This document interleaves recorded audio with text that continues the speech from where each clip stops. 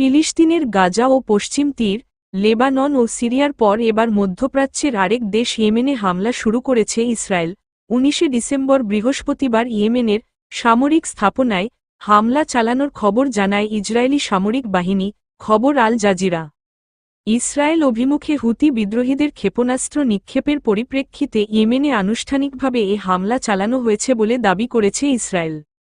হুতিদের আল Masirah television channel Israeli হামলায় ইয়েমেনে 9 জন নিহতের খবর জানিয়েছে, তাদের মধ্যে বন্দরনগরী সালিফে 7 জন এবং রাশিসা জ্বালানি অবকাঠামোয় বাকি 2 জন নিহত হয়েছেন।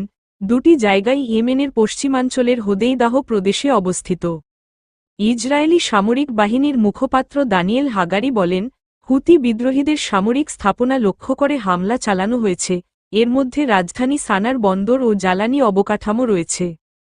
হুতি ঘনিষ্ঠ টেলিভিশন চ্যানেল আল মাসিরাহ জানায়, আজ ভোরের দিকে সানা ও বন্দরনগরী হোদেইদাহতে আগ্রাসী অভিযান চালিয়েছে ইসরায়েল।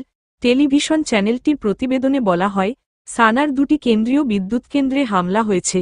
এছাড়া হোদেইদাহর বন্দরে শত্রুপক্ষ অন্তত 4টি হামলা চালিয়েছে। জ্বালানি স্থাপনায় 2টি হামলা হয়েছে, তবে এসব হামলায় হতাহত কিংবা ক্ষয়ক্ষতির কোনো খবর প্রাথমিকভাবে জানা যায়নি।